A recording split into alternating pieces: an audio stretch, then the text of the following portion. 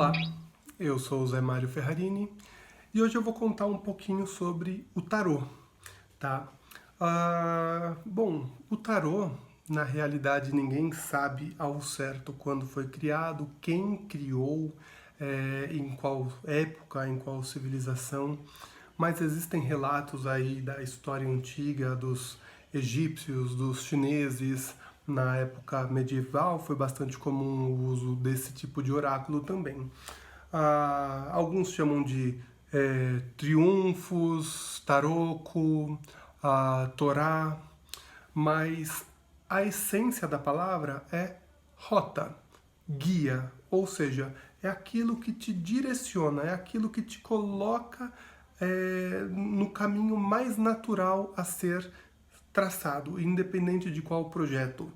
Então, o tarô ele é dividido em dois conjuntos de cartas, tá? A primeira é composta por 22 lâminas que a gente chama de arcanos maiores, que ele conta então a jornada humana na Terra. Enquanto o outro conjunto é chamado de arcano menor, composto então por 56 cartas.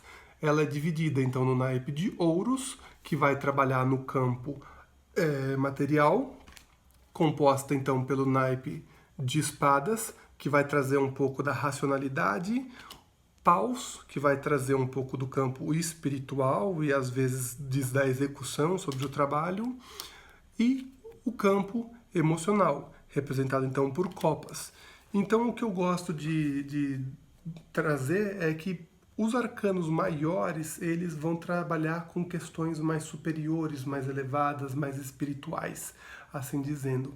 Enquanto os arcanos menores são os fofoqueiros, são aqueles que vão dizer se aquela condição, aquele momento que a pessoa está passando, realmente diz respeito à parte material, à parte espiritual, à parte racional ou à parte espiritual, tá certo? Então, é como se pensasse, os quatro elementos, os arcanos menores, são aqueles que dão a sustentação para o arcano maior existir, tá? Todas as cartas, elas possuem, então, vibrações positivas e vibrações negativas. Isso não significa que existam cartas boas e que existam cartas ruins. As cartas são o que são, tá? Isso tudo é construído a partir da simbologia. Então, se a gente pensar ali na constituição, né, da psique, então tem ali a composição daquilo que a gente chama de consciente, né, um pouco abaixo tem o subconsciente e tudo ali para baixo o inconsciente, que ainda pode ser dividido em inconsciente pessoal e inconsciente coletivo, tá?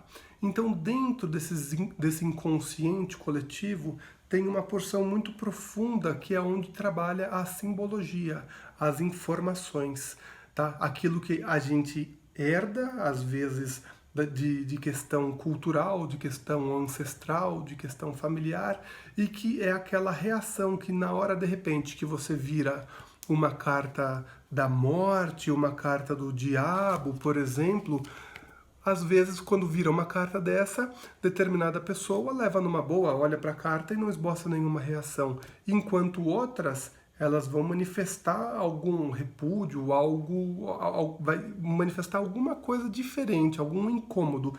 Então, o tarô ele é construído a partir disso. E é exatamente utilizando dessa simbologia que o tarô se torna tão mágico, porque ele vai responder aquilo que cada um precisa, aquilo que cada um consegue acessar dentro do seu conjunto de informação, construído pela sua própria história, tá? Então, é o que eu brinco, uma cruz. O que é uma cruz? É um pedaço de pau, um cruzado com o outro. Legal, isso olhando praticamente, mas qual a informação simbológica que uma cruz traz? Religiosidade, fé, sofrimento, tristeza, né? Então, assim, são essas informações que cada pessoa encara de uma forma diferente. E o tarô ele é muito rico nesse sentido, tá? Zé, eu preciso ser intuitivo, ter sensibilidade para ler tarô? A resposta é não. Mas é óbvio que você ter sensibilidade, uma percepção extrasensorial, assim dizendo, isso te ajuda bastante a você sair daquele modo meio quadrado de leitura, carta por carta, tá? Até porque uma tirada de tarô a gente chama de leitura. Então é uma leitura, é uma coisa fluida, que você tem que olhar aquele conjunto de informação, aquele conjunto de cartas e conseguir ler a mensagem central. E não ler ponto a ponto, ponto. Então tem gente que é muito teórica, mas que consegue, que não tem intuição, que não tem mediunidade, né, que o pessoal fala, mas consegue ler o tarô super bem, porque tem um repertório, tem uma bagagem teórica, é uma pessoa analítica, é uma pessoa que está ali trocando a experiência junto com o cliente, mas está de olho na linguagem corporal, nos movimentos, nos atos falhos, nas risadas fora de hora, nas interrupções. Então esses são sinais todos que as pessoas vão manifestar durante uma leitura, tá?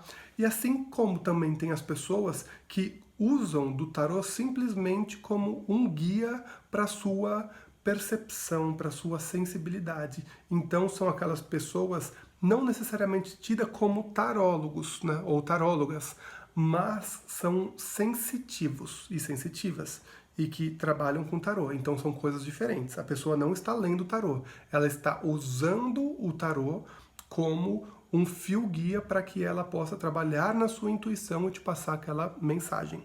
Acontece que cada uma das cartas do tarô, ela tem um limite que vai daqui até aqui, tá? Então, se você passar um pouco dessa vibração, muito provavelmente você já vai estar atingindo a próxima carta ou a carta anterior, a vibração dessas cartas, tá?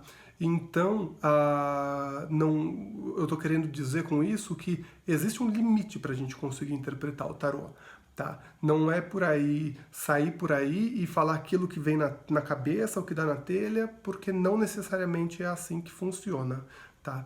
Então, o tarô, ele é uma ferramenta, um oráculo muito legal, porque ele é um oráculo. Então não é um conselho de amigo, tá? Então o que significa isso? Não é o Zé Mário falando, não é o conselho do Zé Mário. Às vezes eu falaria para algum amigo uma coisa completamente diferente daquilo que o tarô me mostra, mas eu, na posição de quem estou lendo o oráculo, eu tenho que respeitar ele e eu tenho que passar a informação da forma mais clara e mais neutra possível, para que a pessoa rebata isso da forma como ela conseguir absorver, tá? Não é todo mundo que vai receber de uma forma agradável, às vezes, a informação. E não é a gente que vai ficar escancarando a verdade, aquilo que aparece no tarô, para as pessoas também. Tá? A gente tem que ter discernimento, tem que saber o modo como falar e o que falar no momento certo. Tá? Porque a gente está lidando com humanos, com pessoas. Tá? A gente não quer construir um novo trauma na vida da pessoa. A gente sabe que às vezes determinadas atitudes dessa pessoa, desse consulente que busca, ele vai vir com uma série de mecanismos de defesa. Então, pode sim ter algumas questões que ele vai negar, que ele vai tentar se justificar, que ele vai ficar racionalizando, e não cabe a nós julgar nem nada, simplesmente passar a informação da forma mais clara, tá? Esse primeiro vídeo eu gravei só para explicar um pouquinho como funciona o tarô. Então, não existe um jeito certo e não existe um jeito errado. Cada tarólogo trabalha com a tirada que melhor se adapta, tá? E cada tarólogo vai ter uma interpretação diferente, tá? Agora, o importante é você saber sustentar e argumentar e defender a sua posição. Mas certo e errado seria uma palavra, seria uma condição muito polarizada e que dentro do mundo do tarô a gente sabe que não existe isso, tá? Então é uma ferramenta muito poderosa e eu trago isso como uma forma mesmo de mostrar a responsabilidade que é trabalhar com isso e entender isso. Existem milhares de cursos, no YouTube, existem milhares de apostilas, qualquer um pode ter acesso a isso gratuitamente. Acontece que você está sendo recebido por um oráculo, então tenha a responsabilidade e saiba o que você está fazendo, tá? Eu acho que esse é o coração é o recado principal para esse primeiro vídeo, que é uma breve introdução sobre o tarô, tá? Então, espero que tenham gostado. Qualquer coisa eu estou à disposição.